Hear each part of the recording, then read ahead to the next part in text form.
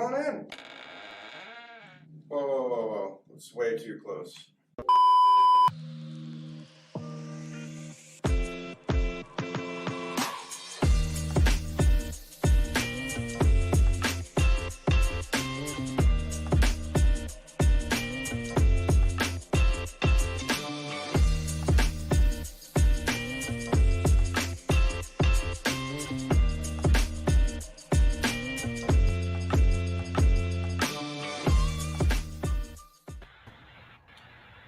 All right, we're live. What's up, everybody? Hey guys, how's it going? Terry says, happy Thursday. We got people starting to fill in. Let's give it like a minute or so, let some more people fill in right now. But we have a pretty exciting kind of lineup going on today. Everybody knows we're talking spontaneous fermentation. We have some really awesome guests on this panel this week. So I'll kind of start things off, just run through some updates from the brewery, some new stuff we've got going on, and then I'm going to hand it over to Jeremy and the guys, and we'll start talking spontaneous fermentation. So biggest updates, this upcoming Tuesday, we have our virtual society member Tuesday. So we're going to be tasting through all the new member releases on Tuesday. And then on Wednesday, they'll be available in your allocations to purchase. Hoarders on Wednesday, Reserve Society Thursday. A few other big things, we started doing local deliveries, or we will start doing same-day local deliveries tomorrow in Santa Monica, Venice, Culver City, Marina Del Rey, and Playa del Rey. And then next week, we're going to add on some more LA County areas, Downey, Norwalk, Bellflower, Cerritos, and Santa Fe Springs. So lots of little updates on local deliveries, how we're trying to get you guys the beer the easiest way possible. That's kind of my spiel. So most of you guys already know Jeremy Grinke, aka Sour Jesus, our director of production. I'm gonna hand it over to him, and let's get this thing started. Yeah, thanks, dude. You guys, I'm super excited today. This evening, this afternoon, I can't even keep my head straight. Timing. Absolutely humbled to have the caliber of guests that we have on today. All in celebration of spontaneous fermentation. So as you guys all know, wild fermentation is something that's near and dear to the brewery's heart. And it's one thing to craft a beer and design a beer and know exactly what's going to happen. And it's another thing to sometimes throw caution to the wind and really get out there and experiment and see if you can come up with something great. So that being said, the reason we have this thing going on tonight is we're getting ready to release our 2020 Spontanaheim, which is our second lambic-inspired, fully spontaneous turbid mash beer. We released our first one last year in 2019. So second one's coming out come next week. And then we have a real special surprise. We have our first 3-year blend coming out next month in June. So all of that being said, that's why we have the topic we have today. And without further ado, I'd like to bring on probably one of the nicest guys I've ever met in the beer industry, brewmaster at Allagash, Mr. Jason Perkins. Hey, Jason. What's up, guys? What's up, man? Thank you. I'm confused. I thought this was the Hellas hour. No? I must be on the wrong show. Jason, you know you have to build a base, right? You got to have a nice base in your belly before you start drinking the great spontaneous beers that we have on deck for tonight. Jason, thanks for joining us. I was hoping maybe you could tell our audience a little bit about yourself and where you work, and we'd love to hear your story. Yeah, sure. No problem. Thanks for having me on. And it's, in all seriousness, thanks for sending me a big, huge box of beer, including this Hellas. So I really appreciate it. I'm Jason Perkins. I work at Allagash Brewing, which is where I've called my work home for over 21 years, believe it or not. Crazy to think about, but I've been at Allagash for 21 years and did a little bit of brewing at a few other places before then, a lot of home brewing before that. We're located in Portland, Maine. Of course, I live a little bit, about 15 minutes away from there in North Yarmouth, Maine, which is where I am, hanging out in my basement. And that's it. I mean, spontaneous fermentation wise, we've been making spontaneous fermentation beers starting in 2007. Really started as an experiment in those early years, just to see if we could make, kind of mimic the process that had been developed for years and years and years at Belgian breweries, at Lambic breweries, kind of mimic that process in Maine. And that started as an experiment, as a project in 2007, and we haven't looked back since, and have been making those wonderful beers ever since. That's awesome, and wonderful they are, and honestly, truly inspiring as well. Really cool to see American brewers doing the old world style of beer and doing it so well. Hey, Jason, do you know Brandon Jones from Embrace the Funk, Yazoo? I do. Do you think we should invite him on?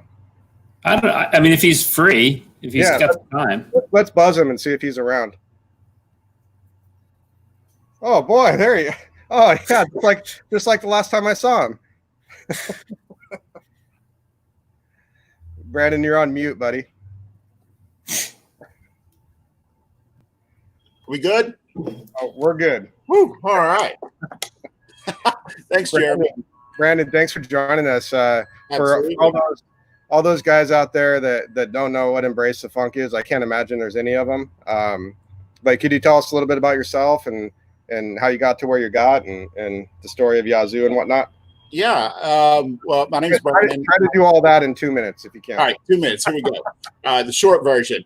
I head up a program we have at Yazoo Brewing here in Nashville called the Embrace the Funk program. It's named after my blog and my writings that I started about 10 years ago now. Got started on sour and wild beer, brewing at home, basically because in the late 90s, early 2000s, you just couldn't find that around. And it was a style I discovered that I enjoyed. But being in East Tennessee, you weren't really finding Cantillon or Leafmans or anything like that around. So I decided to try to make my own, and found out that there wasn't a whole lot of information out there. And I've always been really information driven and always trying to find out what's the next thing that I don't know. And so I started writing about my experiences, talking to other brewers. And thankfully around that time, many wonderful world-class American sour projects were starting at Russian River, and Jason was obviously doing work then too, and Tommy. So, just getting the information straight from those folks, and, picking their brains as much as I could, because in the time, most of the folks were brewing hoppy beers, brewing the higher ABV beer wars. So they were very excited about these passion projects.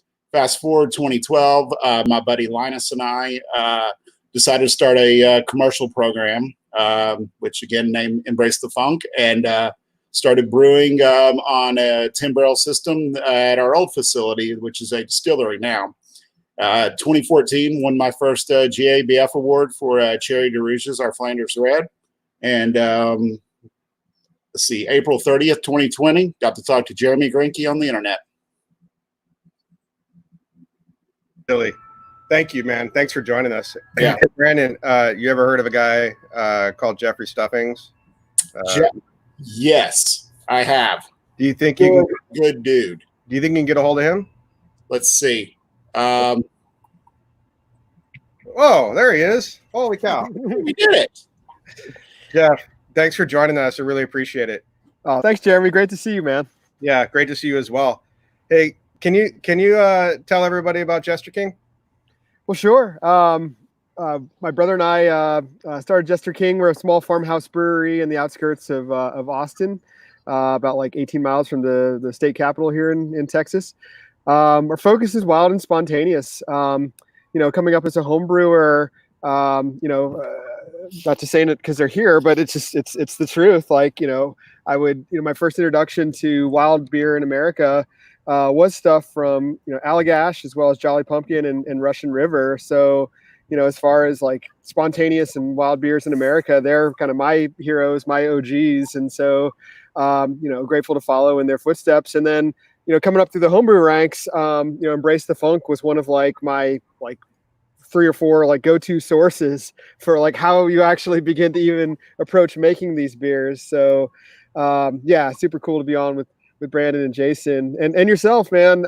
You know, what you and Pat and Andrew have done over the years at the brewery has just been phenomenal, and, you know, huge inspiration as well, especially, you know, coming up, you know, a couple years ahead of us, like getting to, you know, follow, you know, some of the things that you were really being successful with was huge for Jester King as well.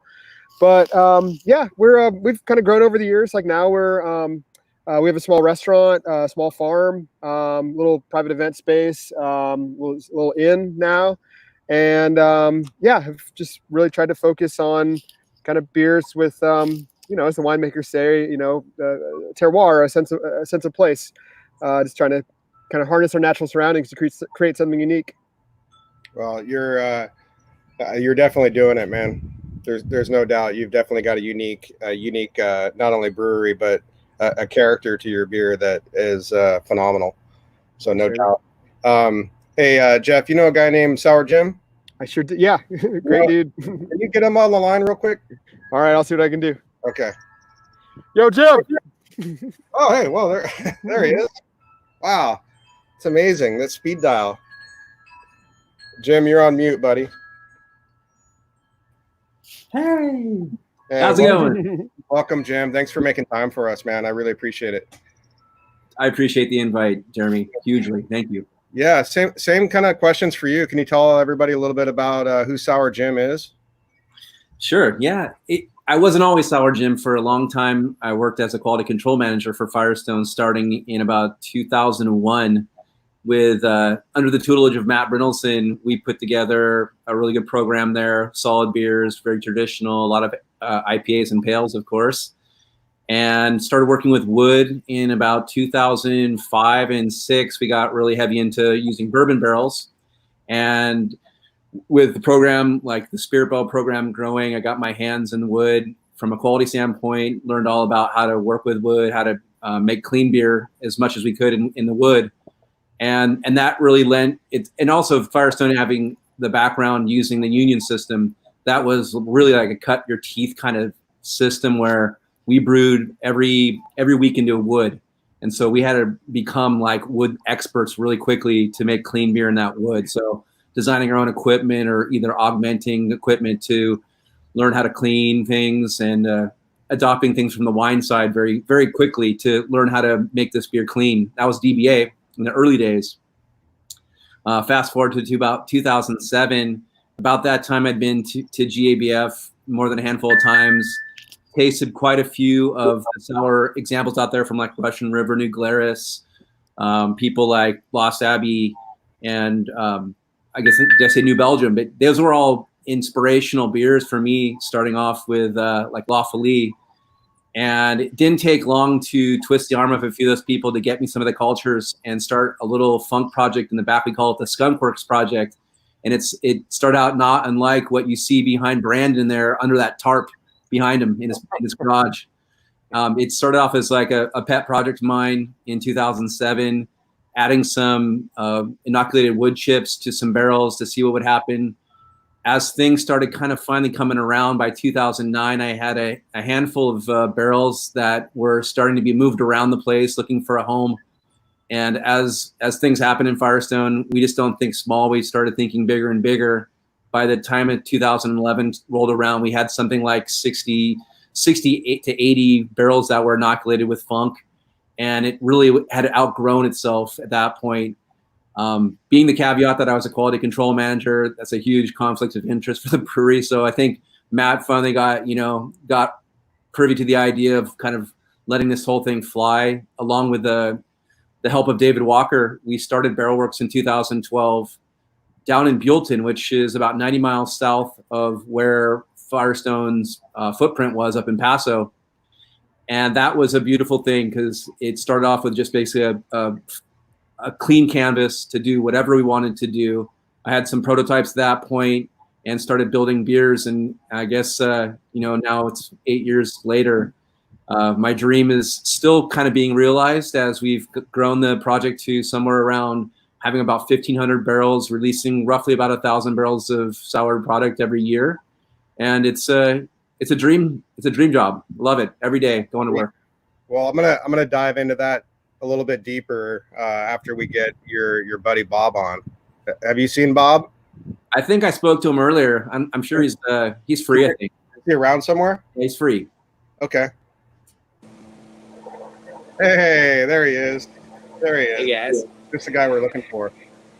Hey, Oh yeah. so Bob is not only is he the most local guy to me, he's only about 20 miles away. I probably see him just about as rarely as I see the rest of you, and I have to travel hundreds, if not thousands, of miles to see the guy. But welcome, Bob. Thanks for joining us. I really appreciate it. So one thing I could say about Bob is he does more with less than pretty much anybody else I know, other than some of the things I've been able to pull off that I've had to. But Bob, can you tell us a little bit about your journey in Highland Park? Yeah, you got it. Well, one, I'm pumped to be a part of this lineup. I don't feel worthy. I mean, these are legends here, that people that I've looked up to in my sort of like brewing journey. So pumped to be here. Yeah, I'm 39 years old. Started drinking beer in 2001, and pretty much right out the gate was into mixed culture or sour or just interesting beer as a whole. So my own journey is just discovery. I think I'm a consumer first and foremost, in that I love sort of exploring the world of beer or beverage as a whole. I think I maybe dove in around 2003. My homebrew, like I was homebrewing, but around 2003 started making mixed culture beer at home. Maybe around 2007 I started making spontaneous beer at home in Los Angeles. And then I opened up Highland Park Brewery in 2014. And, you know, I kind of enjoy all beer. I'm not really I don't discriminate against any style, but mixed culture, but specifically the like spontaneous beer of Belgium has always taken sort of like, it's sort of the mecca of complexity and yet somehow drinkable. And I think that's just always stood out in my mind. You know, I took a trip to Belgium in 2010 and I visited Cantillon, and there's something that really sort of stuck in my mind, and that it was like in the middle of a grungy city is this spontaneous beer producer. And it definitely set an impression in my head that it was possible to do it in a city. And, you know, I moved to Los Angeles in 2005. I love Los Angeles. And I think that experience at Cantillon in Brussels sort of impacted me in the possibility that you could do it in a city. I think the next sort of like iteration or step in that is that one of my biggest mentors in my life was a brewery I worked at here in Los Angeles, Craftsman Brewing in Pasadena.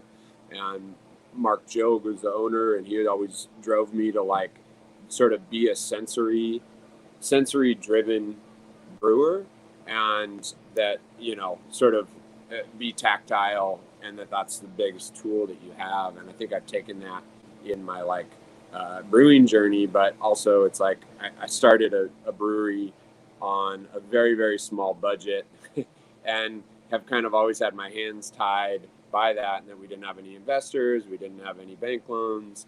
And so kind of what you were leading to is that it's kind of led me to sort of drive our beers, all of our beers, by sensory, and then sort of figure out and evolve and adapt to make it better with the tools that you have in front of you.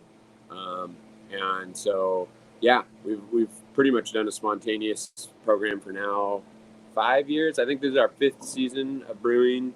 Our program is unique to us. We've never done blended vintages because we've aged most of our mixed culture beer in our parking lot, and the beer could only stay in barrel for 6 to 9 months. And so it's been a unique journey, and, you know, learning a lot along the way, and, you know, probably turned out some duds, but hopefully there are some good beers along that path. Awesome. But yeah, now we're sitting on 6 years of Highland Park Brewery. We opened our second brewery about 2 years ago in Chinatown, kind of more near downtown LA. And we've kind of moved the spontaneous program here. So this was our first season doing spontaneous beer, essentially in downtown Los Angeles, Nice. where the first 4 years it was in Highland Park, which is about 5 miles in a neighborhood of Los Angeles. Yeah, I have to say, we're going to dive a little bit into how you're able to craft those things, but I didn't get to go to Cantillon or Belgium for that reason, or for that matter, before I had this interest. But definitely having one of your beers was super, super inspiring. I was like, man, he did it. Like, what? Why can't I? I need to try doing this, you know? So I think it's you're super inspiring. Hey, that being said, like, we got everybody's introductions out of the way. I want to take this time to once again say how humbled I am to have you all on. With that, I'd love it. Like, I've been drinking a lager. I'm gonna open a spontaneous beer. I'd encourage you all to do the same if you haven't already. And let's show what we're drinking. I'm gonna open the cold box Coolship beer from Highland Park first. You guys feel free to open whatever you can. We're gonna have a couple beers here, so they can get mixed up. That's okay. Right on. Thanks, Jeff. Oh yeah, this is great. Thank you. You already had it open? Yeah. Yep. Oh, cool. Sweet. So with that being said, you guys, super excited. I just want to dive into it. I wanted to throw some questions at Jason, because ultimately, some of the things that not only has Allagash has done, but what they continue to do is super inspiring. And Jason's been at it for a long time, and with being at something for 21 years, that's long enough to become an absolute craftsman. And that's what I think of Jason. I think he's fantastic. So Jason, can you tell us what's the story behind spontaneous beer and the Coolship? You guys started that program in 2007. What's the history of that? How did that come about? Yeah, sure. Yeah. I mean, it's, so, you know, Allagash started in 1995, and we were making, right from day one, Belgian style beers. So I started in 1999 personally. Rob Todd started Allagash, still the only owner, by himself for the first several years, and kind of right out of the gates, Allagash White, and then Allagash Double, and then Triple, etc. That was just kind of who we were, making Belgian inspired beers. And so at some point in time, I'm not even exactly sure when, we started kind of joking around. Honestly, what I thought was joking around, wouldn't it be fun to do spontaneously fermented beer? I mean, we certainly had some of the great lambics from Belgium on occasion. And, you know, in some ways it felt like the next logical thing to do would be to, you know, we had made other Belgian style beers. There's a bunch of things that are very distinctly Belgian in the beer world, and certainly lambic is one of them. I think probably the quintessential one, really. So, you know, it seemed kind of like the logical next step for us to give it a go.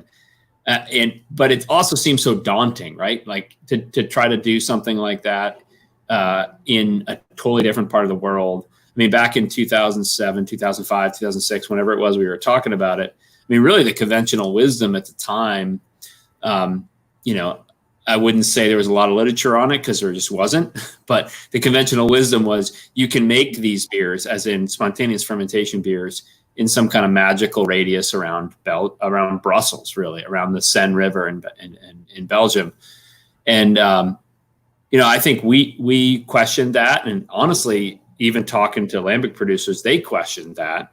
But that was kind of the idea was to make these beers, you had to be near this magical area. And, you know, we kind of talked about doing it, but it really took Rob coming back from a trip that he took. I mean, he's often talked about a trip he took with several other American craft brewers, you know, led by Sam Calgione from Dogfish, and Tommy was on it, and Vinny was on it, and Adam Avery was on it. they visited a bunch of lambic breweries over there, and he literally came back from that trip. And I've told the story before. Like I don't remember the exact day, but he literally said the words, "Fuck it, let's build the Coolship." And that's basically what we did. Like, I mean, I think he said it somewhere in around August or September of 2007, and we brewed our first batch in early November of that year. So in that time frame, we built a shed effectively, and got a Coolship built for us locally, and just kind of made it happen really fast. And like I mentioned earlier, it was always a project earlier, or an experiment, I think is a better word. In those early days, it was, you know, Rob's willingness to put his business not on the line per se, but to invest money into something that maybe would not amount to anything.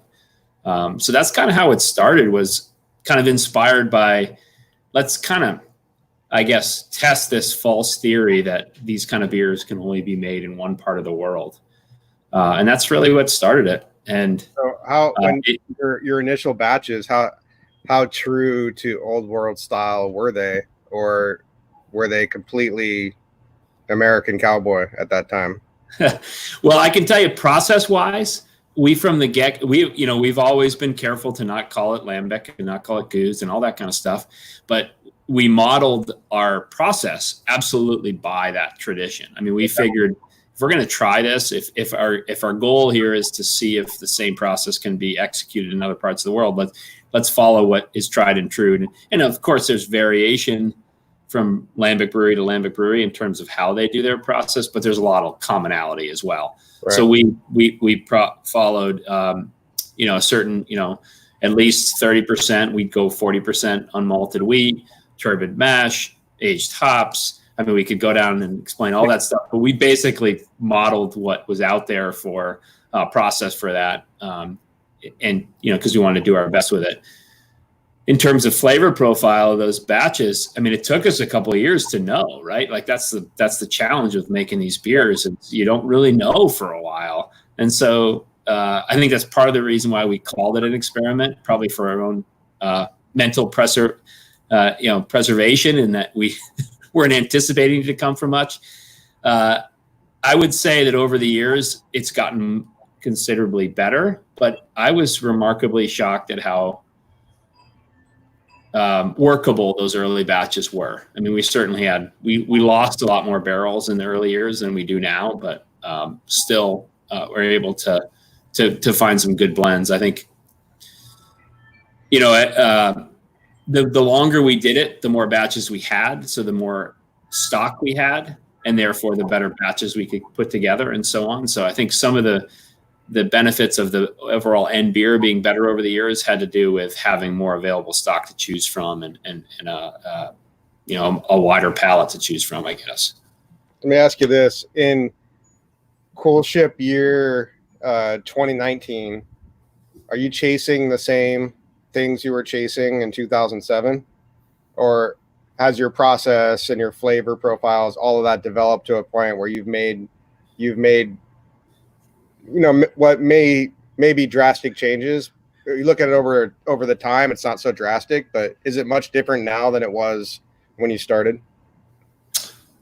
It's certainly, there's plenty of differences. I mean, I will say that, there's little like raw material differences. We've changed our hopping rates. We've reduced that. We've gone to exclusively local grains. In the early years, it wasn't all local. Can we dig into that? Can we dig into that for a second? Why did you change your hopping rates? Aged hop, right? Whole leaf?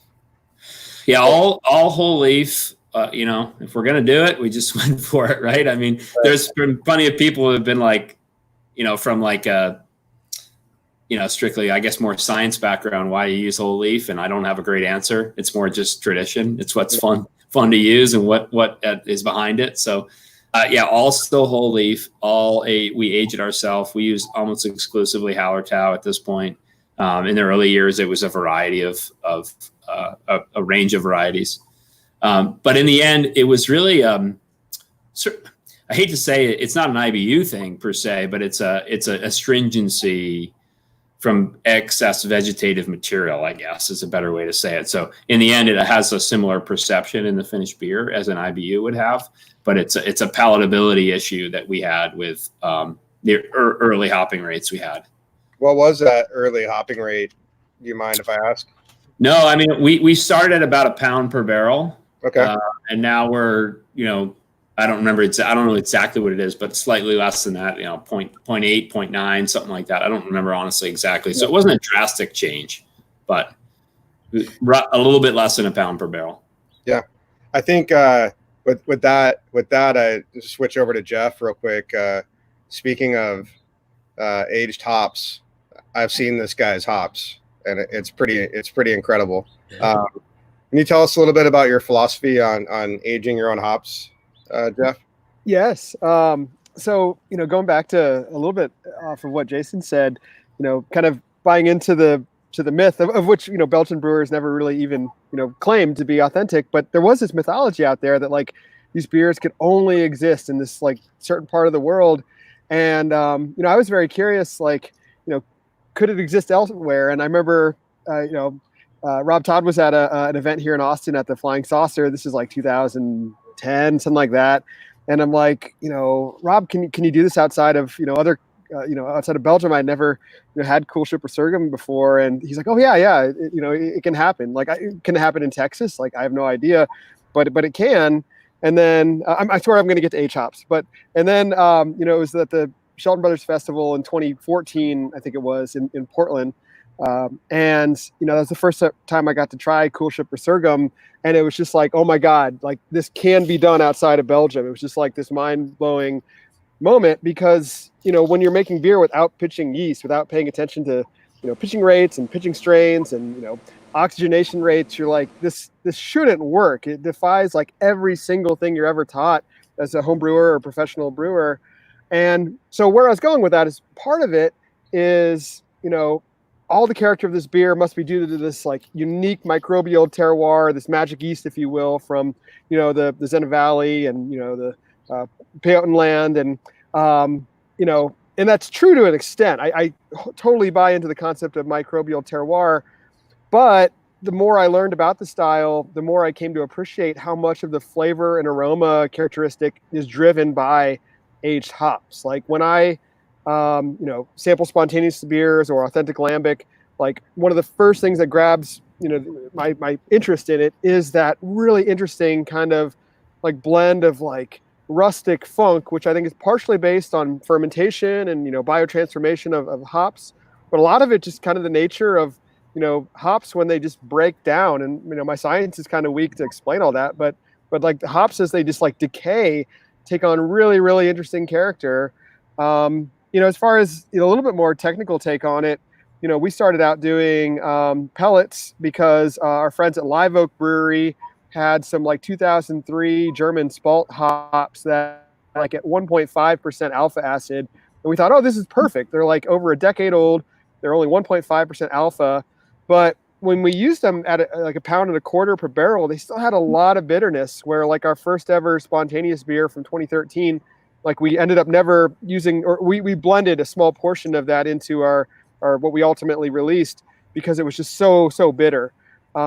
Since then, we've like backed down our ratios to like, 0.67 pounds per barrel. We're using exclusively whole leaf.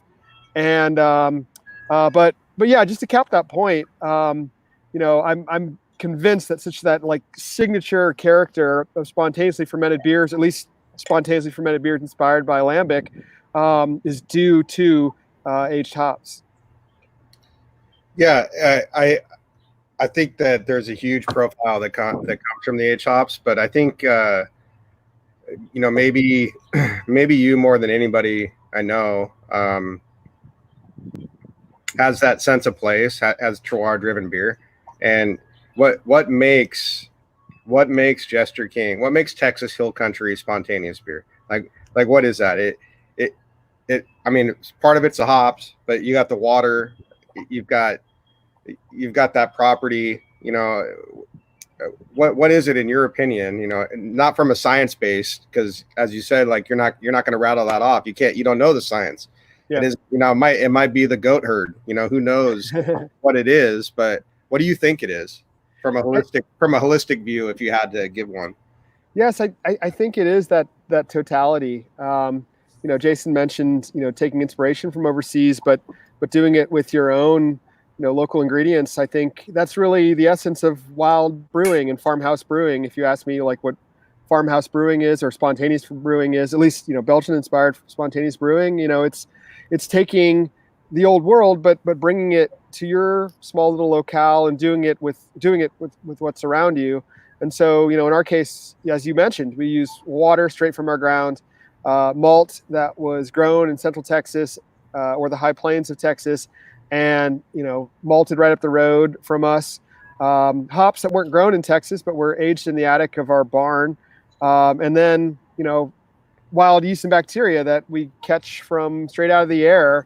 Like, to me, that is, as far as making like just beer that's like close to your surroundings, I don't know how to do it any more purely than that. And I think that does yield results that aren't, wildly different than, other regions of the world, but are truly unique and variable. Like, part of the fun for me of spontaneous brewing is, as well as, mixed culture, is that it's going to be a little different every time. That natural variation, that kind of partnership with nature, where you may have the intentionality of like, this is the recipe I'm going to do, these are the numbers I'm going to try to hit, these are the ratios of my ingredients, but still knowing that a little bit it's, throwing the, pile of papers down the staircase and knowing it's going to rearrange itself every time.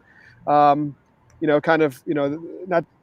give a quick analogy to like music. There was a music professor who reached out to us and he compared, mixed culture to and spontaneous to this musician named John Cage, who would essentially like play the same songs over and over, but do so on pieces of equipment and recording devices that would adjust with time, tape that would stretch, instruments that would warp with time to create this like natural variation. So, so much of what we're taught as brewers is to be like totally precise and controlling, and by, controlling every aspect of the process, you master the beer, and that has its place and time. I'm not knocking that, but I very much appreciate the notion of like letting nature take its course and embracing just natural variation. Yeah, absolutely. Hey, want to throw a question over to Brandon, somebody I like to call the student of the style, if you will. This guy not only has a thirst to learn everything, he has a thirst to teach as well. So let me ask you, why aged hops, and why whole leaf hops? Well, it's similar to what Jeff's experience. We actually purchased some pellet hops. I guess I'm going to Quentin Tarantino this story and tell you the end first and back it up.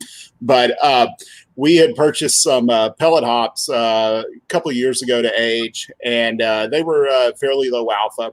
And we had been aging for a few years some whole leaf. We got some EKGs, I think, back in 2016 that we started using in that Coolship season that we stored in burlap bags just at the top of our brewery when we were in downtown Nashville.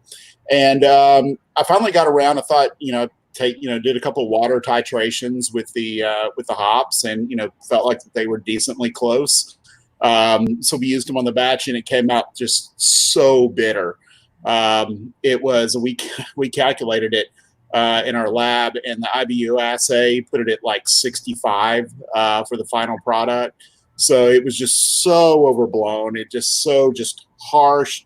We're still aging all that. We didn't dump it, but the pellet hops I have not had a great experience with for aging. Obviously we've had good luck with dry hopping with fresh pellet hops, but just the way that I believe that they break down differently, and that compaction in the core of the pellet, you're never getting the oxygen inside there, no matter how much they seem to swell up, no matter how brown they turn. And different hop producers, some of the pellets come to you, kind of small and almost like a Traeger pellet grill, and some of them almost are as thin as spaghetti when they come to you. So we've ultimately gone back to whole leaf. I found that when I pick up and I rub them together and smell, that's the aromatics I get. I've tried to break it down, the pellet hops before, even like smash them with a hammer to smell and get that aromatic out of it. And I just simply, it's just never apples to apples, no matter what, if it's the same varietal, it might be a season or two different on the year, but it's just not the same as the whole leaf. So we've certainly gone back to whole leaf 100% on all the spontaneous. I think right now we've still got around 400 or 500 pounds of hops at the cellar aging. Most of the time they're EKGs or Fuggles is what we can usually buy, and we're pretty stocked up on those for now. But that's kind of the long and the short of why we don't use pellet hops anymore in the spontaneous beers. And our hopping rates, I think we had a similar experience, what Jason and, Jeff have talked about too, where when we have tried a pound, even in the whole leaf, we tried a pound per barrel just because I heard that Three Fontaine has done it. Just with our culture, we're just trying to make beers that are reflective of our environment in Nashville and in Davidson County. And, it just doesn't work with our microbes. So we backed off. We're around half a pound to maybe 0.65 pounds per barrel. Gotcha. Hey, question from Mr. Jay Goodwin. I don't know if you guys have ever heard of this guy. Never heard of him. Apparently he's missing all of us, and he's texting us all and letting us all have it for not inviting him. But I invite his question to Bob, and Jay's a good friend of all of ours, and we all love Jay so much. But it's actually a perfectly timed question. That's a young Jay. That's a young Jay we got there. I used to look pretty cute too. Bob, serious question for Bob though, and Bob's beer, Cold Box Coolship or Coolship Cold Box or whatever it's called, was super inspiring to me. Because I saw the name of it, and then I found out that the beer was exactly what the name said it was, and I thought that was super cool and super inspiring. So, Bob, I'd love you to field that question if you could tell us how you came up with that. You're on mute, Bob.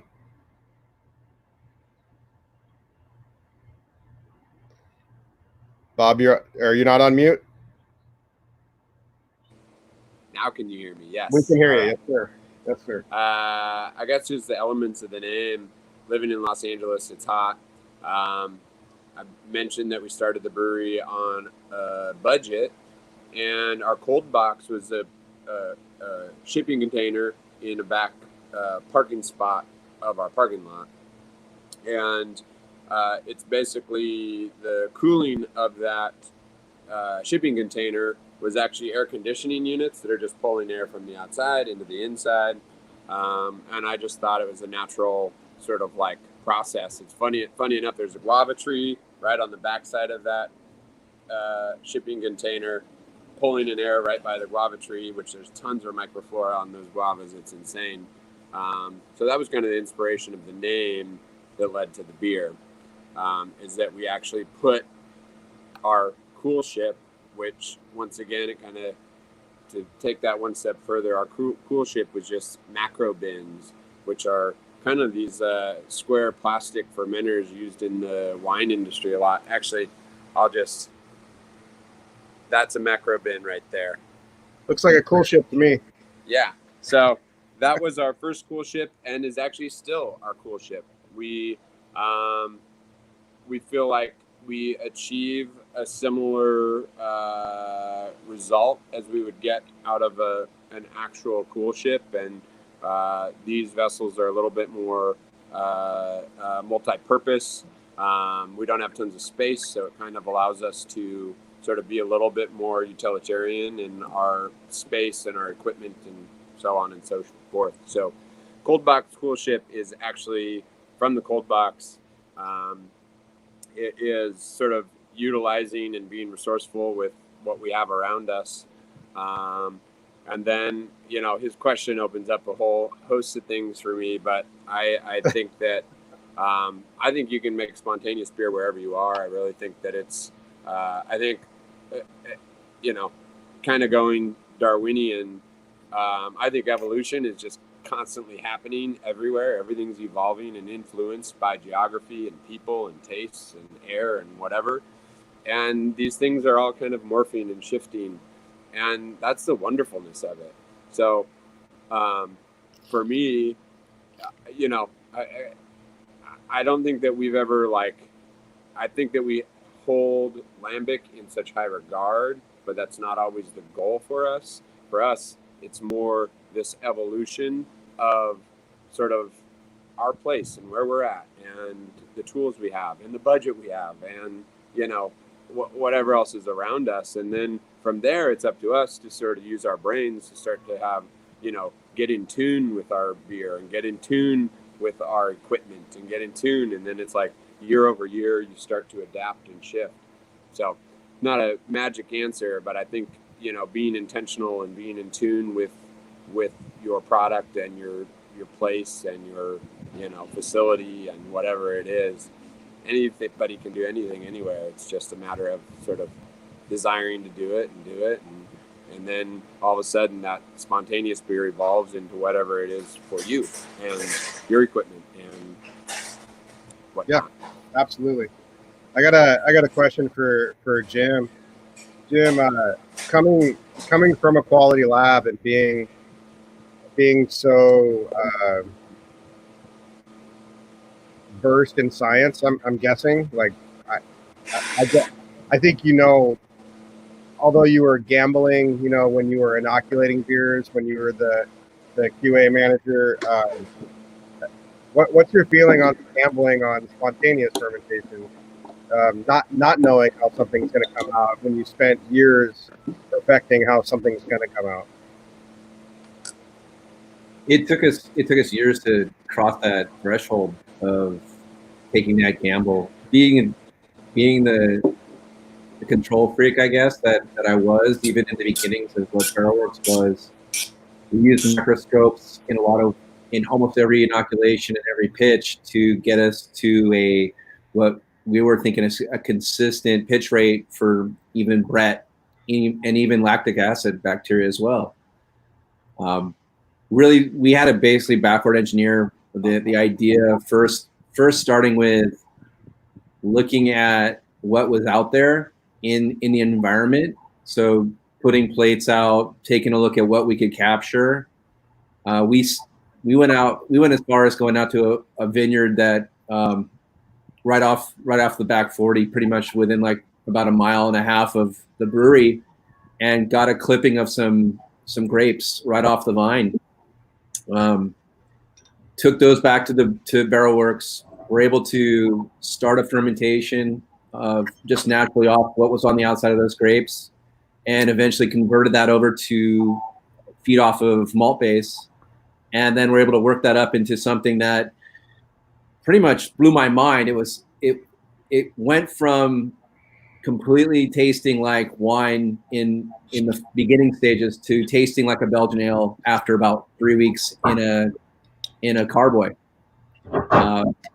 That was the first initial idea that, hey, there's something out there that we could definitely pick up on here, and that broke open the barrier of bringing in a lot of grapes, spontaneously fermenting grapes to start with to get kind of a proof of concept, and then blending back wort with that grape, kind of doing a starter kind of idea where we would just foot stomp or crush grapes, let it go native completely with what was on there on the grapes, and then start feeding that wort, and then basically remove the grape skins, the stems, whatever else, and barrel age that. And within a matter of months, that beer was tasting like a Belgian ale with a slight tart addition to it. So that was the concept that started off in 2014 for building the Coolship and wanting to do this more traditionally. It took some initial convincing of the powers that be, but David Walker has this ranch outside of Solvang it's it's a vineyard basically, and we proposed that would be the place to do this. Just kind of bringing in the old world idea of like the flora, wanting to stage this in a place where I felt like we were going to have a fighting chance. I mean, I'm a student of many of you, like Jeffrey and Jason already. I mean, they were the first people I picked the phone up and talked to when I wanted to do this. And they basically gave me the green light, like knowing what they know, like they said the same thing that you're hearing, which, and what Bob just said was, take a stab at it. Like there's no harm in just trying. And I think that's in the vein of just being like a pioneer of doing this. Jason said, hey, you'll never know if you don't do it. And it's Maine, you know, like who would have thought Maine in the hills and the forest back there, that you can make a beer as beautiful as Resurgent. That's such a quintessential flavor of what feels like is old world. So that started in 2017 with the idea, and then proof of concept came in about I'd say about 15 months ago, with our first batches brewed at David's Branch. And I picked the phone up again, talked to Vinny, talked to Tommy. I think I embraced the funk, just designing everything in spec of what was already done, trying to emulate what's already been done out there, not trying to be a pioneer of by any means. But really what we found was in the same way was that you have to really just try to do this, emulate what's been done in the past, and put your faith in nature. And that's what we've done to create the first few batches. We're at batch number 7 right now of Coolship beer, and it's crazy. We're a year and a half into it, and I've tasted through what we produced last year to an amazing surprise that it's actually drinkable. So yeah, that's awesome. I'm not sure if that answers the question, but yeah, the science just window. I mean, really, we looked at cell counts right off the beginning of first batches, and it was scary how low they were. They were there though. I mean, undiluted sample onto a hemicytometer, and we're counting cells in like sub million per milliliter. It was scary. And then after 4 days, it's quadrupled, and after 12 days, all of a sudden there's bubbling, and we're getting up to a pitchable quantity finally. And I'm seeing some bubbling in some barrels and activity, and blown away that, like, looking at the yeast cell, the morphology is looking like large cell yeast forms with a bunch of other crap in there too, which was really scary. I thought we were just going to have a whole enteric factory brewing in these barrels, but apparently, the funk is real, and it actually produces a great beer. Yeah, I could tell you just for myself and the rest of my colleagues at the brewery, when we started brewing this spontaneous beer 4 years ago now, it wasn't because we thought there was a great business to be born out of selling spontaneous beer. It wasn't for that at all. It was really part of me driving that was saying I just want to be in the room when all my colleagues are having these conversations. I don't want to have to duck out and say like, yeah, we've never tried. Even if we tried and failed, I just wanted to be able to share that experience and try something new. And if we fail, we fail. If we're successful, we're successful.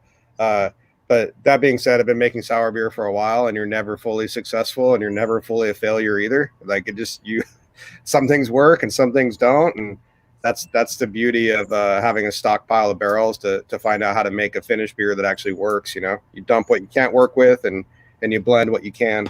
So I think it's really interesting. I wasn't going to call you a control freak, Jim, at all, but I have a ton of respect for your science background, and I know that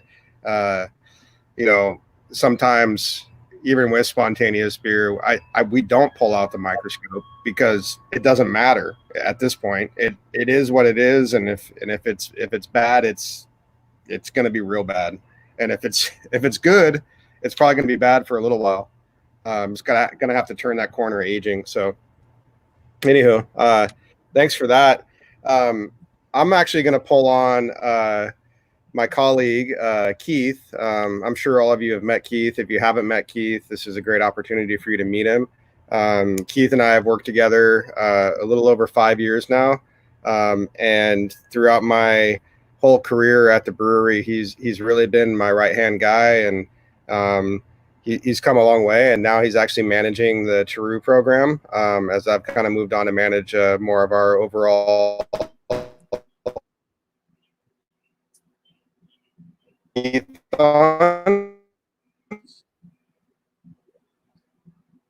not me. Hey, I guess that's an intro.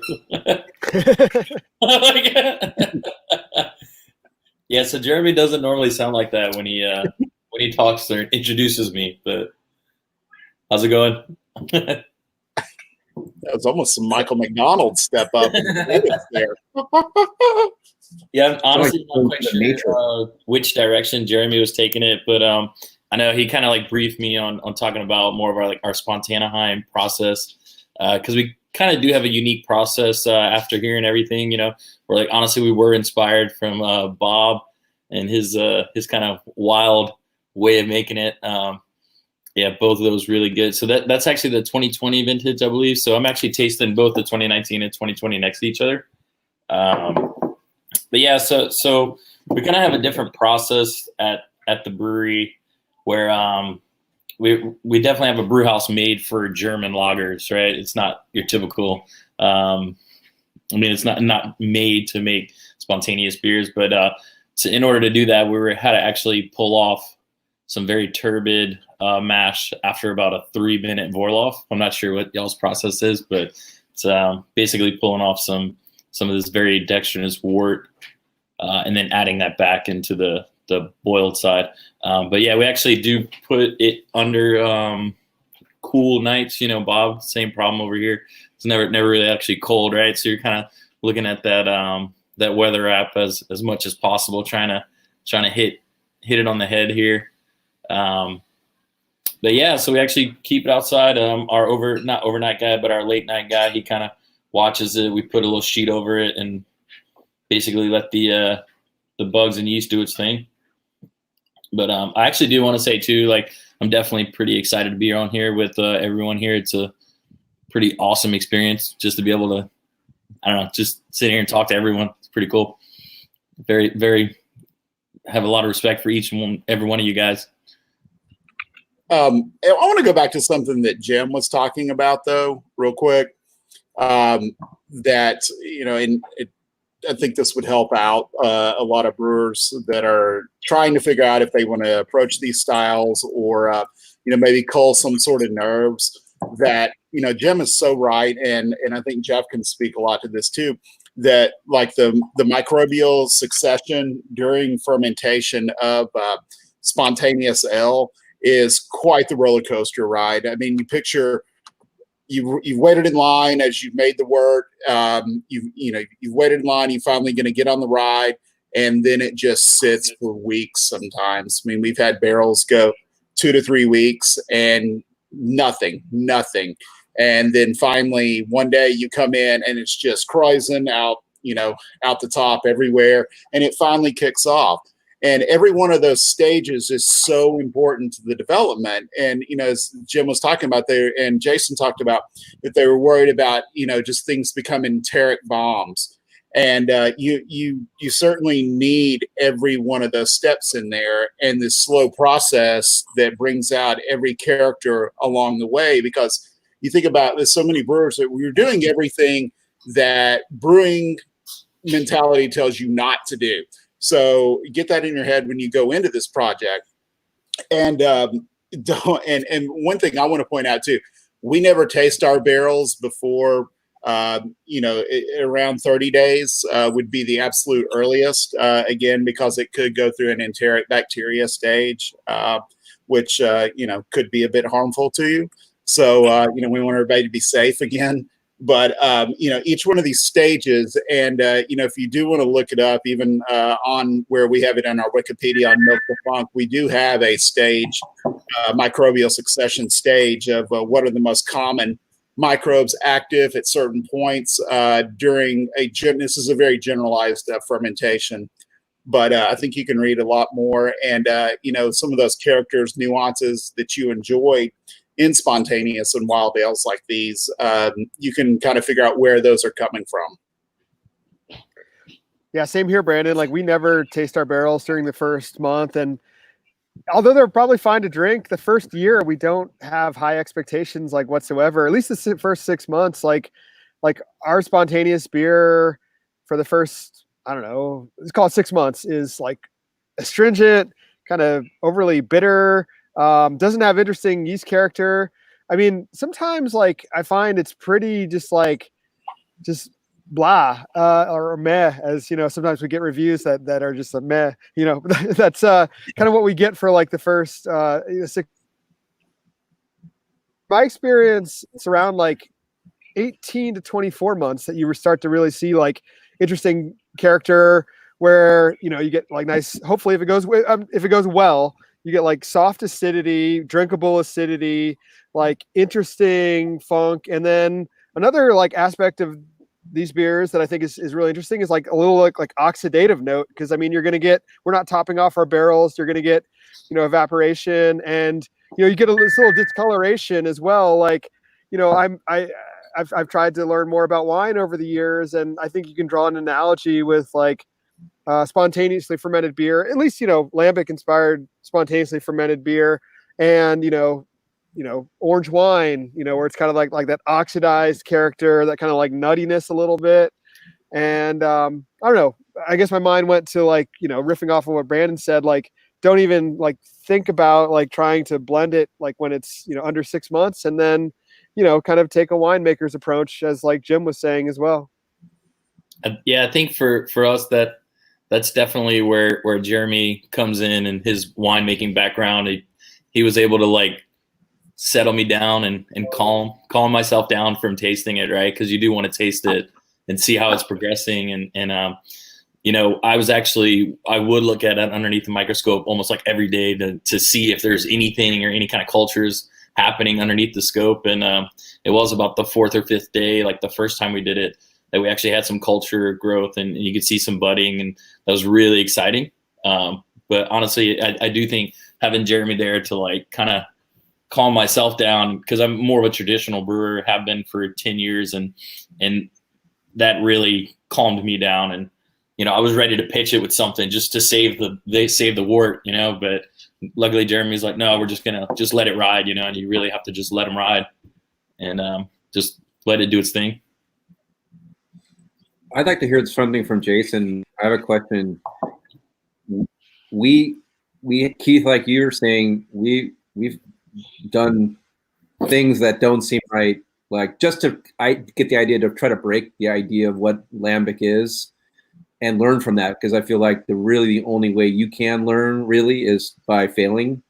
In case of beer, that's the best teacher.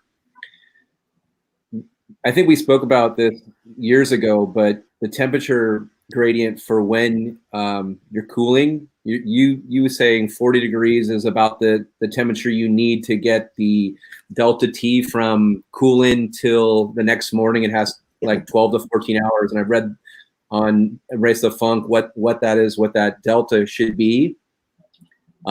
Depending on how the temperature outside affects the wort at, say it's 200 degrees, there's a cooling gradient that happens given that your depth of your coolship's in certain diameter, right? There's a whole like a calculation for all that. We brewed a batch last week, and the temperature outside didn't get below 48, and I cooled in at, I'd say about 6 o'clock at night, came back at 8:30 the next morning, and the temperature of the beer was 93 degrees.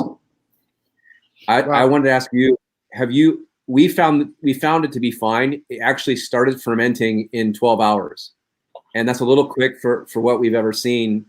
I'd like to ask you if you've ever seen an issue where you've had problems due to not getting the full degree of cooling down to something like 70 degrees or 60 degrees. In the past, we'd seen, say, 200 or 180 down to 60 within 12 hours. And this is an oddball. Have you found any issues with that situation?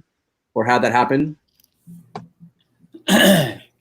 Yeah, I mean, it's a complicated answer. I'll first say that thanks for breaking my zone. I really felt like I was watching a Netflix show for a little while. It was wonderful. I didn't even realize I was part of this. I was just watching you guys. It was great. It's crazy. This to kind of piggyback on the science versus spontaneous kind of conversation. We obviously make maybe not as much beer as we'd like to right now, but that's another topic. But we make a lot of clean beer. I mean, the vast majority we make is clean beer. So, a lot of what, we spend our time working on is more, consistency. And, we're looking for, we're monitoring things very closely in a variety of different ways. And I've always really loved that we have the ability, and me especially in my job and some of our other brewers who are involved in this program, where, we can have all the wonderful things about making, clean beers and consistency, but still get to play around in this world of magic, really, is the way it often feels at times. So, back to your specific question, Jim, we talked about this a little bit before we popped on the actual call here, is there's a lot of superstition involved in this process. So, and there's a lot of regionality to it that Jeff touched on a little bit. So my answer is going to be vague. It's going to be, our experience based on what we found in Portland, Maine. I mean, I can give you some answers for what works for us. And yes, we have had issues with batches that, when we first started doing our Coolship program, we targeted nights that were, maybe somewhere between an overnight low temperature of maybe somewhere between 30 degrees Fahrenheit and 55 degrees Fahrenheit. Now our target is more like 25 Fahrenheit to 35 Fahrenheit. We've tightened that window a lot. And why have we done it?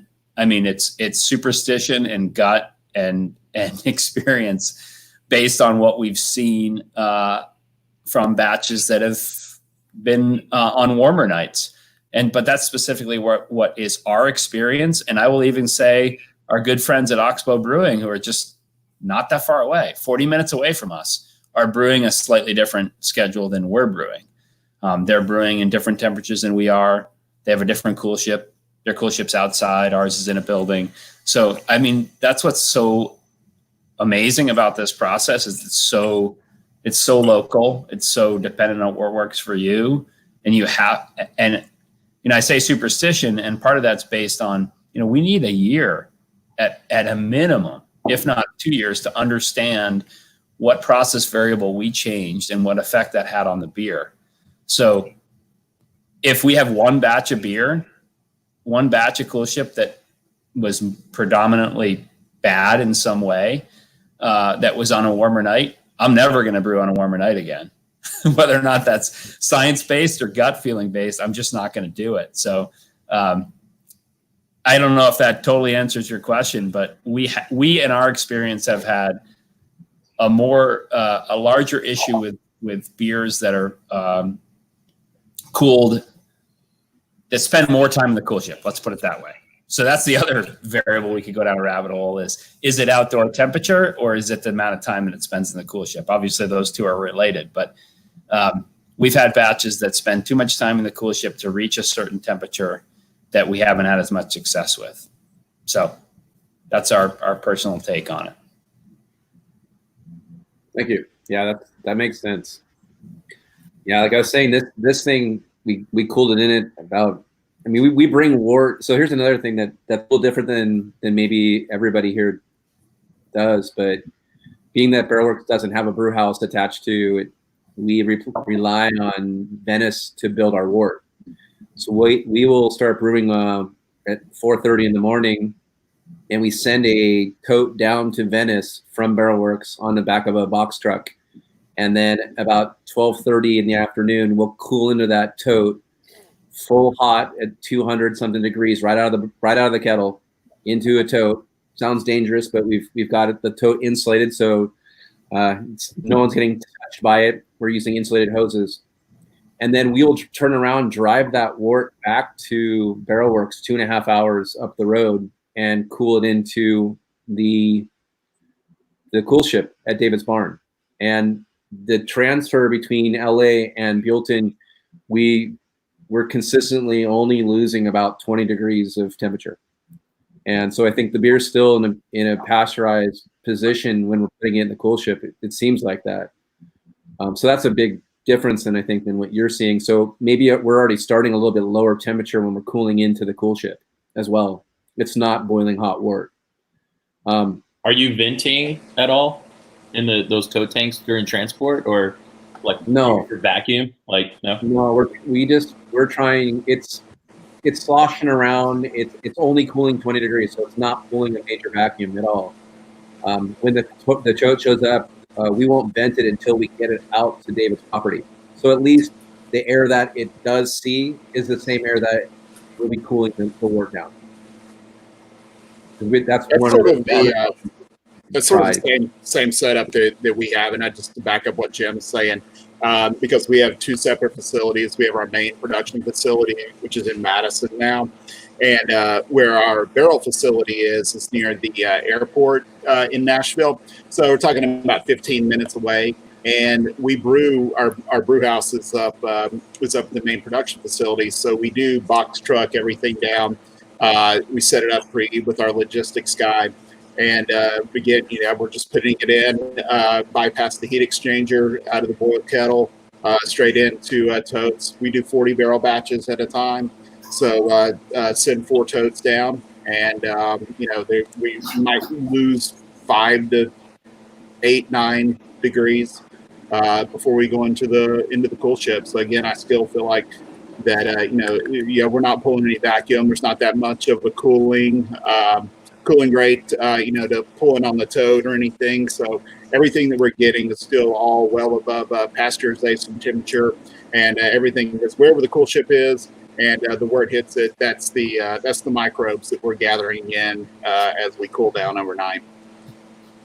Yeah, and if I can say something here, I think it's an interesting thing because I feel like often people just want like a recipe, but really success is going to be had in being like in tune to your like own system, if that makes sense. So it's like if it's way colder in one environment, it's going to be a totally different process and timeline of microbes and whatever it may be.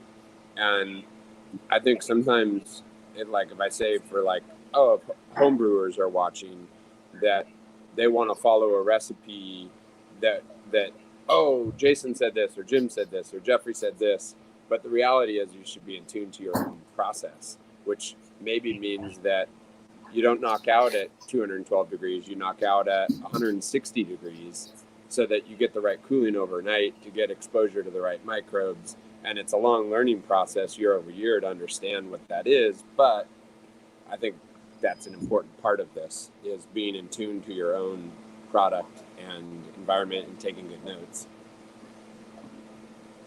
So I think we'll do another round of questions here. So I guess what is your greatest failure, whether it be mechanical or fermentation wise or any, because I know we all, we've all had to deal with a lot of some failures that sometimes catastrophic, sometimes not too bad. You can make it work. So I guess we'll just start with Jason. Man, because we all have them. Yeah, you said mechanical, so I'll just go there. To be a brewery that's been set up to handle 100% pellet hops, and honestly, not a lot of them, making the kind of beers we make, and then throw whole leaf hops in the mix has its share of challenges. To try to handle those, moving those hops through, pumps and piping and so on and so forth. So we actually have moved to. We have a 3-inch clamp on the bottom of our kettle and a valve that basically, when we finish a Coolship brew, we remove that valve and just let all the hops go on the floor and squeegee them around. that's been our success after a long time of trying to figure out how to get them out of a pipe and a pump. I mean, we have a fair bit of hard piping in our brew house, so that's probably been one of the biggest challenges with making these beers. And asking brewers to deal with that is not always the most popular thing in the world. So that's the first thing that comes to mind, is just having a system set up for pellet hops and throwing in whole leaf in there. Yeah, I can agree with that. We definitely do a lot of crazy like adjunct ingredients on both the clean and sour side, and having a larger valve to clean out bottoms of vessels is pretty helpful. So I guess we're talking to Brandon next. What's your greatest failure? Not challenge, greatest failure. Greatest failure, just in beer, or because we can talk about the time that I ordered off the menu hot chicken, which was a failure. I think for spontaneous, I mean, we've been decently lucky. I mean, like, we've not had. I mean, last year I don't think we brewed a ton, but I feel like we brewed like 180 barrels of spontaneous last year. All that's gone decent. I mean, we've had bad barrels, but we've never had really just a bad batch altogether. I mean, we've had plenty of barrels that are like, nope, that's out. But I guess as far as is my biggest failures is hitting the forklift brakes too hard when I was double stacked on barrels, and I did not milk the forklift very well that day, and destroyed about 8 different wine barrels full of old beer that slid off. Which, if you've been to our facility, some of you guys have. We are right next to Boar's Head, a cheese and meat place, and then on the other side they make these very high-tech air filters. And so picture about 600 gallons worth of acidic beer like flowing in all directions towards these other businesses, and that was a shit moment to run and grab the shop vac and squeegee and get that straightened up. So that, I would say that day was probably not my shining star. Yeah, we all have them for sure. Yeah. I guess Jeff is next. Sure. I've seen some questions pop up in the feed here about, fruit re-fermentation. And a couple of years ago, we had a major fruit re-fermentation failure. It was with Texas blueberries, where we tried a winemaking technique called carbonic maceration, where essentially you just let the berries just like pop, from the force of CO2. And, again, we take so much inspiration from the wine world, as I know many of us do. And we never achieved carbonic maceration with the blueberries. I don't know if because they were too thick-skinned or what, but they never bursted. The berries never bursted. The sugars were never really exposed to yeast and bacteria. The fermentation stalled out, and it just turned into an acidic mess. Just high levels of volatile acid and vinegar.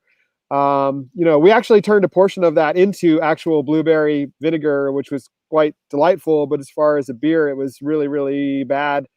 So, I mean, that's another risk when you take, beer that has matured well and maybe is like 18 to 24 months old. And then all of a sudden you put it through another fermentation with fruit and, weird things can happen with that. Let alone bottle re-fermentation, which we've had, screw ups before on that. And, just vinegary beer, which is definitely an off flavor that, definitely I understand it's subjective. Certain Flanders red beers can be way too, acidic for me, but other people love them, which is cool. For us, I talked about that kind of partnership with nature, that kind of, partial control, but also letting nature take its course. We've always, especially being in Texas, where our seasons are like summer and super summer. So we've always controlled our barrel room like very, very, closely, where we keep it artificially at like 60 degrees, 55 to 60 degrees, just kind of cellar temperatures. And, going back to kind of like that outset question, like, did you ever think this would work? I would say this would not have worked. Spontaneous fermentation would not have worked well in Texas, but for, temperature control for us.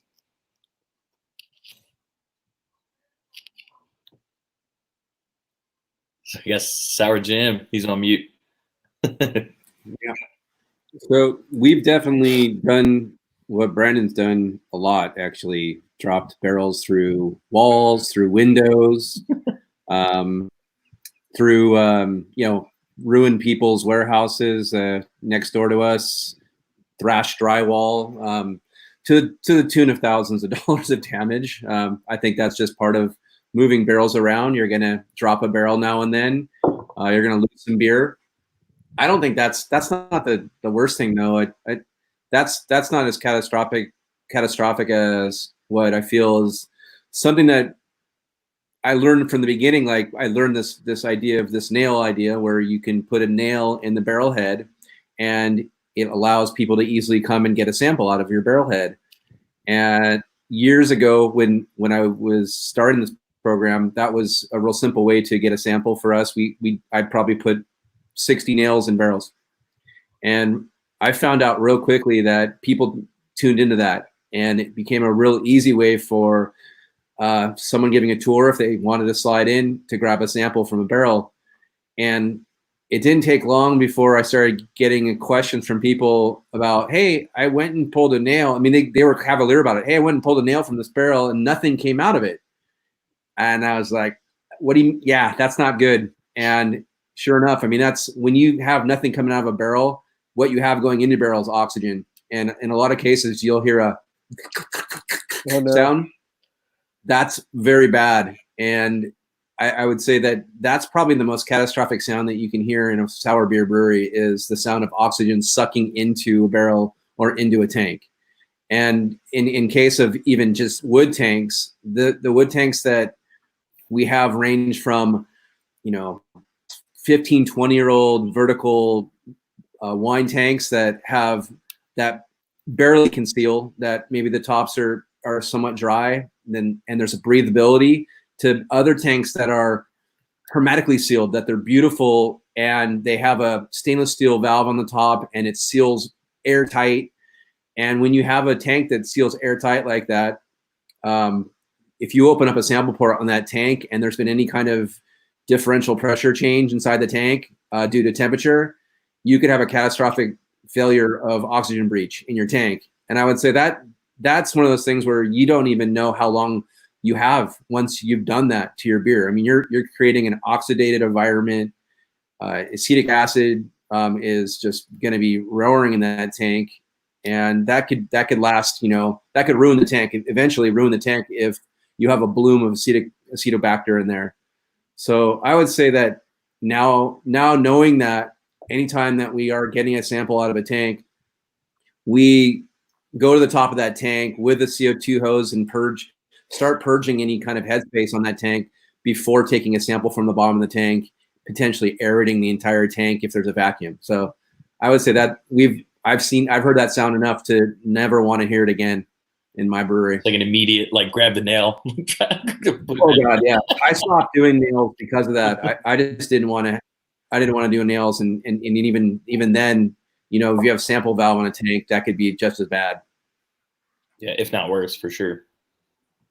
I mean, a larger volume of oxygen going in the tank for sure. So yes, I'm actually going to bounce out, but on the way out, definitely basically tee up Bob for. I've been to Bob's older brewery at the Hermosillo, and absolutely so much respect for Bob and the beers he was producing out of the Hermosillo. Super fun. We had a really good time doing a collab brew there. But yeah, so Bob, tell us what you got going on. But yeah, I'll talk to you guys later. Biggest failure. I mean, I think failures are just opportunity for success. Cheesy, but kind of like piggybacking on Jim's.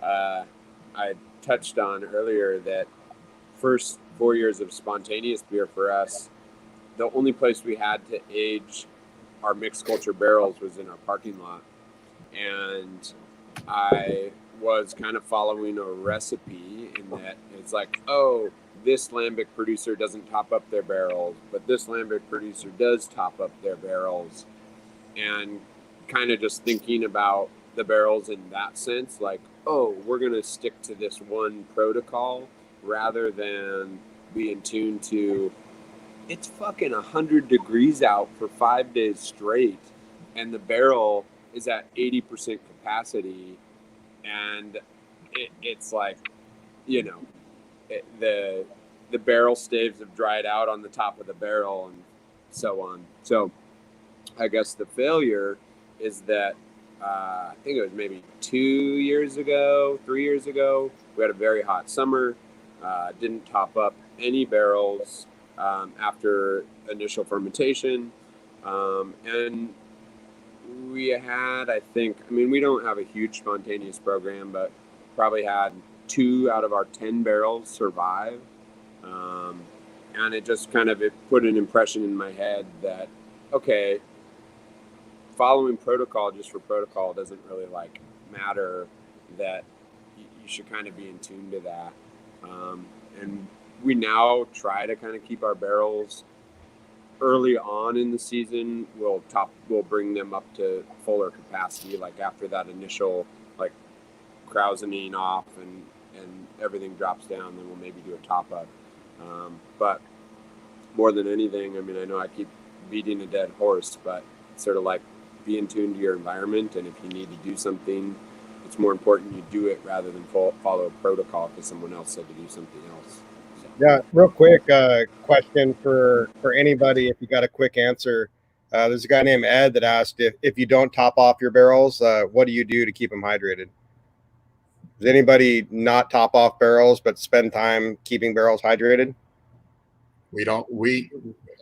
I put wort in there and just let it sit until we need to blend it.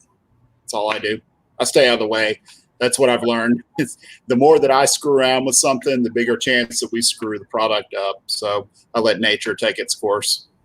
All right, Spencer, knowing that Brett isn't airborne, what influence do you attribute to the Coolship, or as opposed to microbes native to the oak and the beer that's aged in?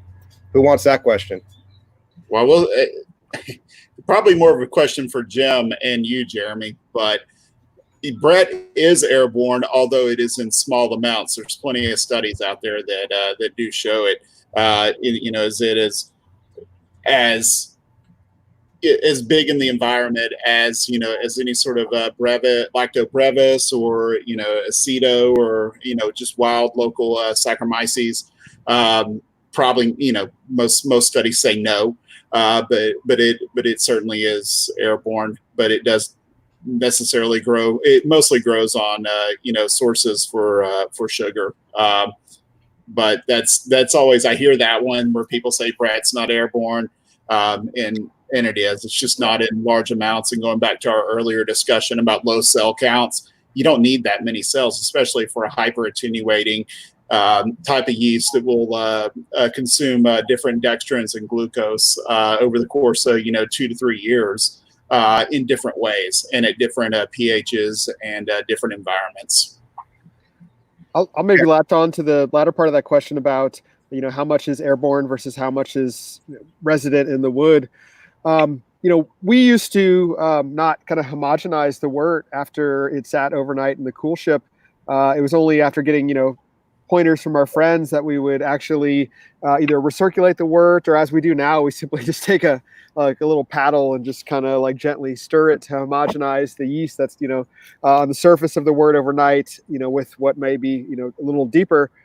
And before we started to homogenize, we'd see some barrels that would just fire off within, you know, 48 hours and have really, really vigorous fermentation. And then other barrels that would like not show any signs of active fermentation for really 2 to 4, maybe even extreme cases, you know, like 6 to 8 weeks.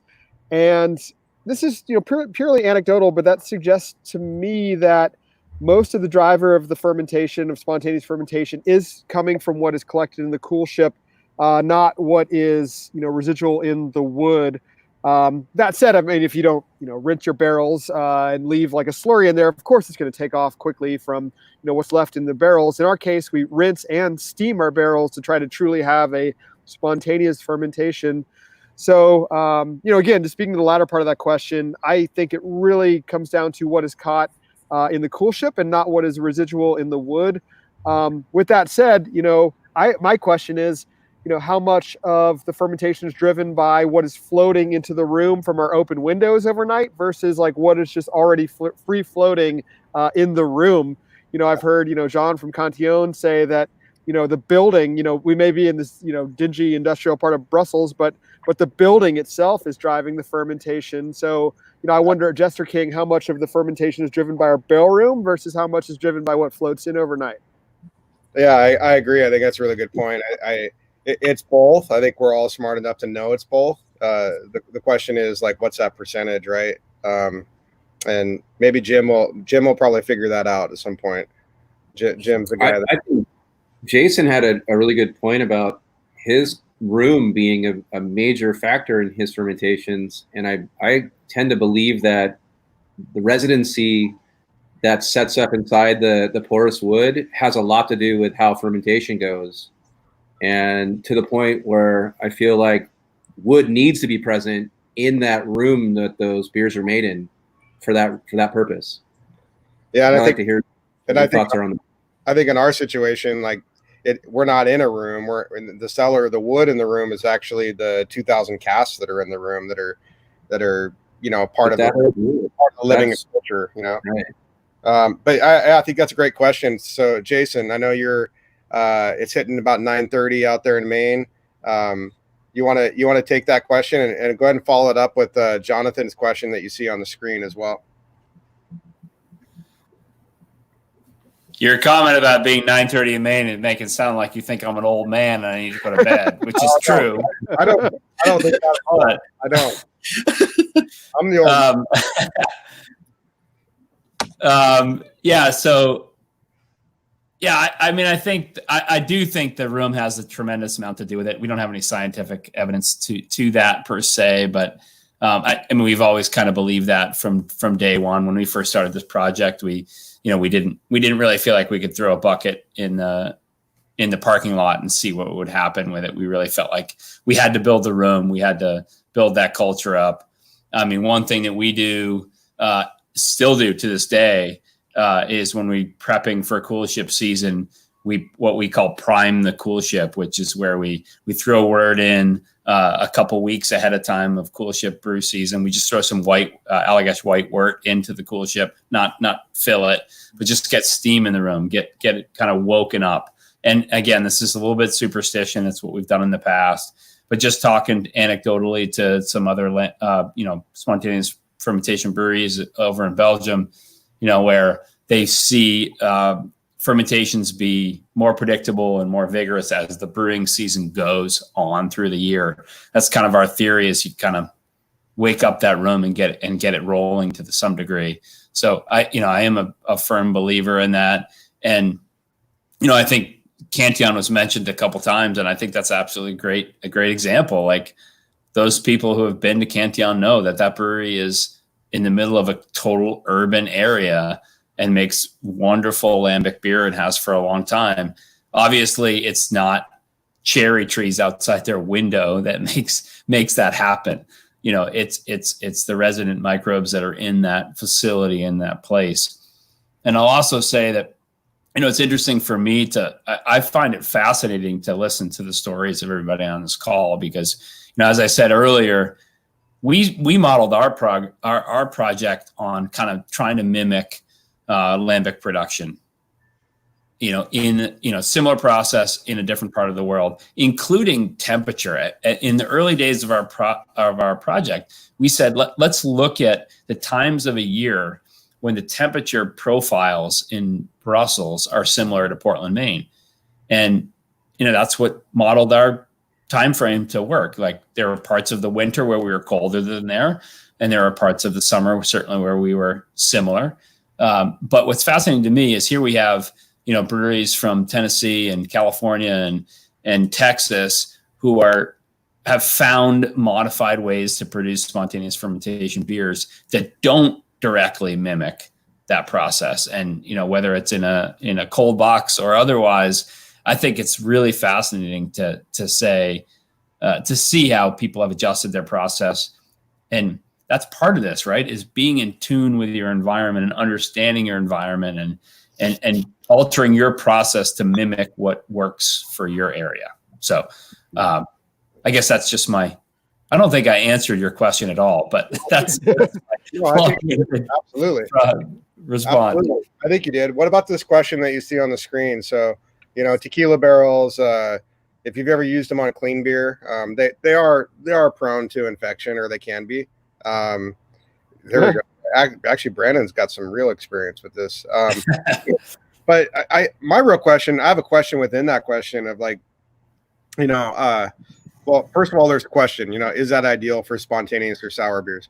The question I would ask as a producer is, since something's potentially prone to infection, does that just mean it's good for sour beer? No, because my answer is definitely not at all. You know, but yeah, no. I mean, I think there's a little bit of a misconception that, you know, we're making wild beers, so hey, whatever, you know, let it, you know, throw caution to the wind. But no, your barrel care is incredibly important. I'm not going to say it's more important with spontaneous beer than otherwise. That's I guess not accurate. I almost said that, but that's not true.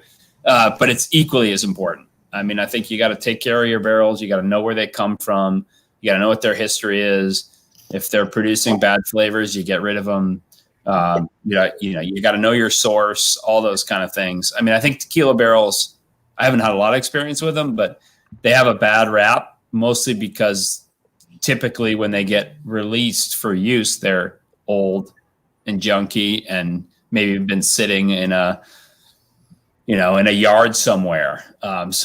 And that's not going to be good for any barrel, no matter what it is. So we tend to target, for the most part, with our spontaneous program, barrels that have been, they're wine barrels, they're neutral barrels, but they're in good shape barrels for the most part.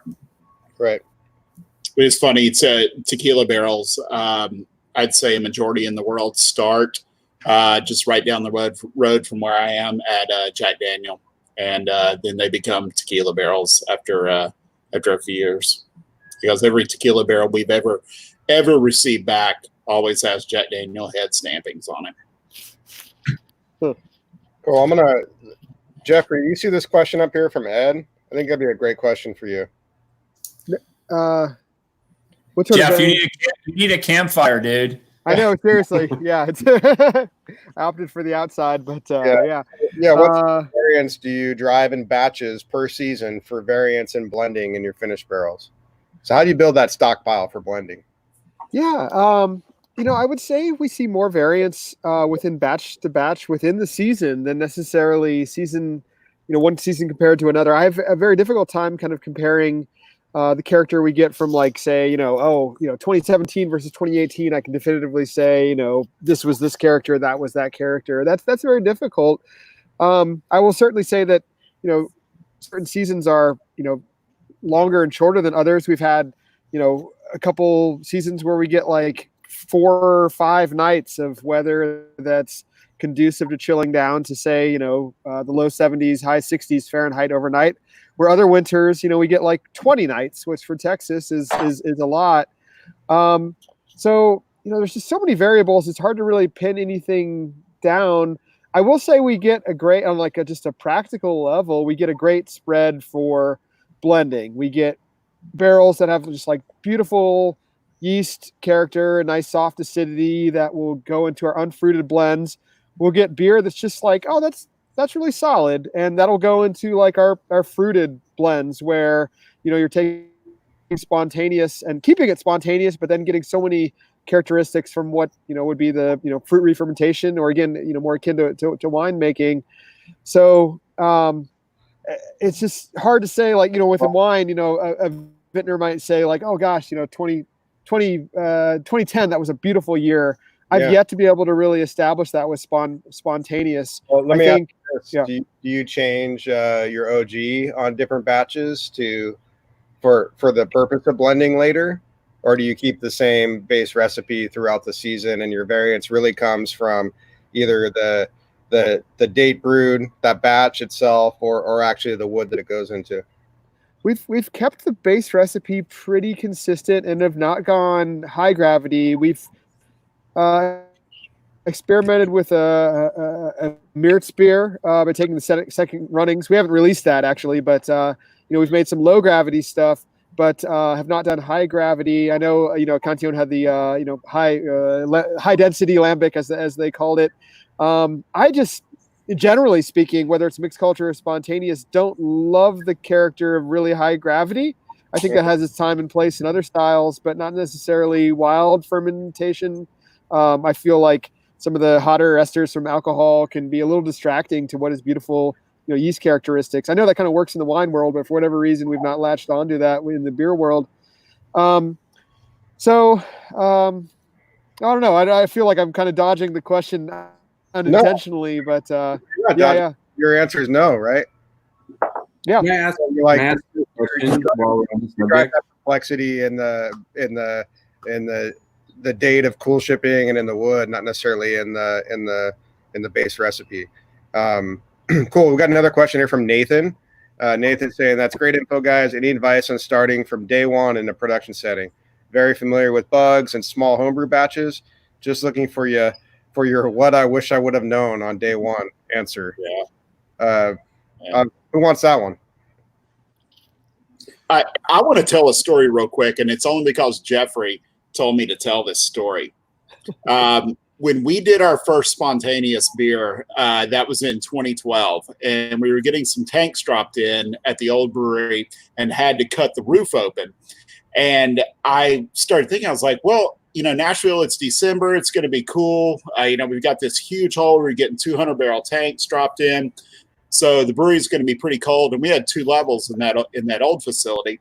So I thought, well, maybe we could, spontaneously inoculate some work.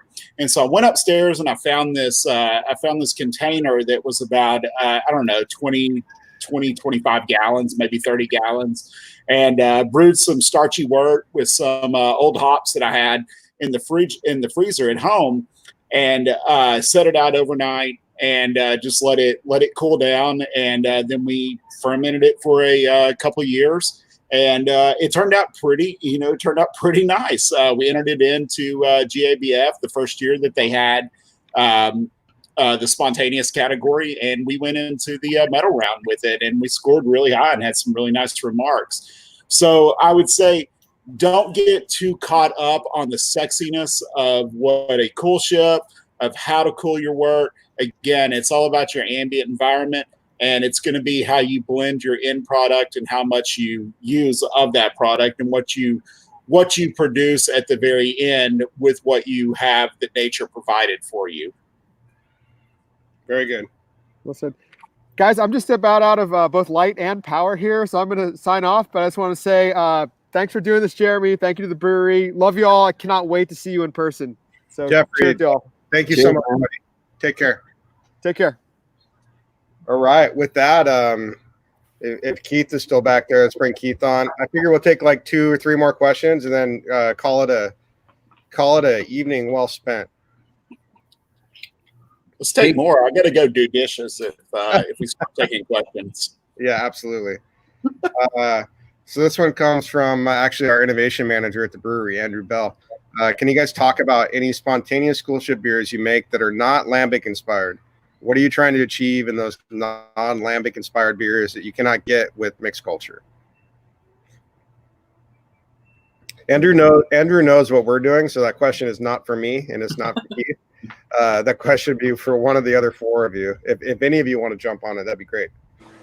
I'll jump on. Do it. We haven't really done it yet, but I love lager beer. And I just kind of have this dream of blending the 2 worlds, because it's like I think they're both immensely drinkable. And I think lending some of the spontaneous complexity to a lager would be a really cool thing. It's a shame that Jeffrey just left, because I had his, I think it was Beer de Coupage, last year in 2019, it was one of the best beers I had of the year. And it's like these days I'm drinking so many different beers that it's hard that a beer actually stands out.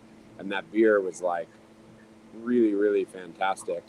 And I think it was like a happenstance accident or something, but I think it was like Saison and spontaneous beer blended. And it was fantastic. I think it's what I would hope to achieve in blending or in doing spontaneous beer that's not lambic inspired is maybe making more drinkable everyday beer that has the complexity of spontaneous beer. Yeah, that's good. Mario, what's up, Mario? Mario asks, "What?" Can I just chime in for a second here? Absolutely. I think it's just important to just touch on. We don't want to go too far down the rabbit hole of the history of Coolships, but I will say that Coolships weren't designed to make spontaneous beer, right? Like they were designed to just cool wort. They're like really inefficient heat exchangers is another way to look at it. So there's lots of different things you can do with a Coolship that don't involve spontaneous fermentation. And we have a couple things we've done. We make a Saison called Saison Gratis that we make that is just cooled in the Coolship, and then we use Saison yeast to ferment it. We have another beer called Coolship that we make once a year around Halloween with some pumpkins involved, etc. But it's just, I always love to remind people that, there's an association of a Coolship and spontaneous beer or lambic beer. And that's not what that vessel was invented for. That vessel was invented to cool wort, centuries ago. So, and there's a bunch of breweries, especially in Germany, multi-generation breweries that have been around for a long, long time that still make really delicious, clean beer with a Coolship. And it's not spontaneous fermentation beer. So that's like a little side note. That's for the next virtual happy hour. It's a really good point, actually. Open fermentation, to Jason's point. Our Coolship, if you ever look at it, the sides are very high, and we had that design so we could use our Coolship hybrid open fermenter all year long. So I'm a big fan of open fermentation, and I really want some of that Saison open fermented or Coolship Saison, Jason. That sounds amazing. But we've done a few projects that certainly push the limits of Kreuzen and even some clean beers with our Heffy. Our Heffy played it out clean, and we open fermented it for 3 days at our barrel facility. To Jason's point. Yeah, I think too. Like, correct me if I'm wrong, but I think Anchor still does their steam beer in a Coolship, which is probably the most widely distributed Coolship beer. I don't know if that's a true fact or not, but it's definitely a lot of Anchor steam out there. Yeah, a lot of open ferment. Yeah, it's awesome. I'll chime into that. If you have not been to Anchor, it is fucking awesome. Yeah, all of their stuff is open man. fermentation. Great. You go into the rooms and it's just Krausening beer everywhere. It is a historic, awesome little trip. Highly recommend it. I'm gonna snip info on that. Just to add my 2 cents was that I got a chance to go down to Central America back in February, and speaking with a brewer from Ecuador, he showed me pictures of it was almost like a Trappist style brewery that was built in the 1500s down there by a German brewer that came over. He was a missionary and built a brewery in Ecuador. Was the first brewery in Ecuador, and he designed it off of Belgium specs, and he built a Coolship in it. And it was just a cooling vessel, but it was basically, they were doing spontaneous beers in Ecuador in like the late 1500s. Crazy. What's the brewery? I'll get you pictures of it. Yeah, still man. I would love to make beer there too. That's an amazing story. Yeah, it is. More about that. Really, I couldn't believe. I was like, that's so cool. Central America, yeah. I'm gonna skip back one question. There's a gentleman named Mario who asked, "What do we do at the brewery to protect the microflora in our cellar?" The answer to that question is nothing. as a matter of fact, you know, we're obviously spending, or not obviously, but we're spending some time actually running analysis on what is in our mixed culture, and then getting to the point where we want to actually redesign that and take out things that are deleterious to the beer, and make sure that we have things in the beer that we like. So we do absolutely nothing to protect our microflora within our barrel cellar. And then Jonathan has a question about which sours should age in a bottle, and how do those differ, a fresh sour to a bottle and something that's aged. Anybody want to jump on that one? Keith, you got it.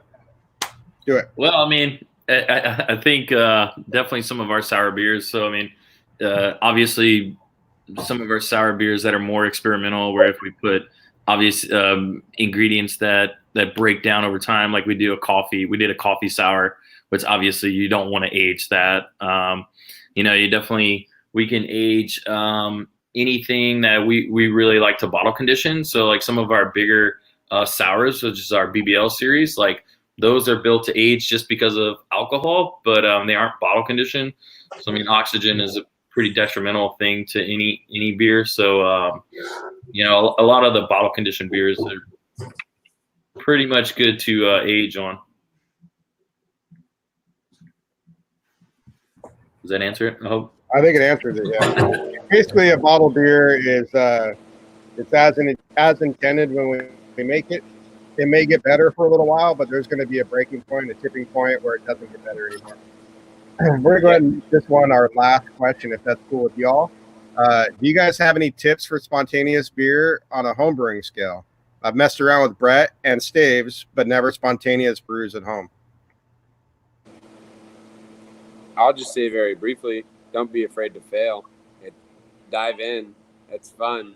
It's like one of the coolest things. It's the most excited I get about beer, and it's not that it's going to turn out awesome every time, but that it's going to be different and that it's not in my control always. It's fantastic. So don't let failure slow you down from doing it. I would say timing, like give it time. Give it at least 12 months before you judge yourself. There's going to be some weird stuff happening. There's going to be some bad smells. It might not look right. It might not look like beer, but just give it time. The beer eventually will come around if it's gonna. And it's at least 12 months out. If it's going to come around, it's going to take time. Yeah, if it's going to. I think that's great. The last thing I'd like to say is if Jay Goodwin is still watching, I really did want to have you on. It was Brandon Jones who asked me not to invite you. That's one thing I just wanted to say. And with that, like Jason, thank you so much. Brandon, thank you. Jim, thank you. Bob, Keith, Jeffrey, who's already gone. Thank you guys so much for hanging out, and please let me know if there's anything I could ever do for you guys. I'd be happy to bend over backwards and do it. I'm gonna pour one last beer to give you guys a nice little toast. But cheers, fellas. Thanks for being friends, and thanks for hanging out with us tonight. I really appreciate it. Cheers. Cheers, guys. Salud. Take care, fellas.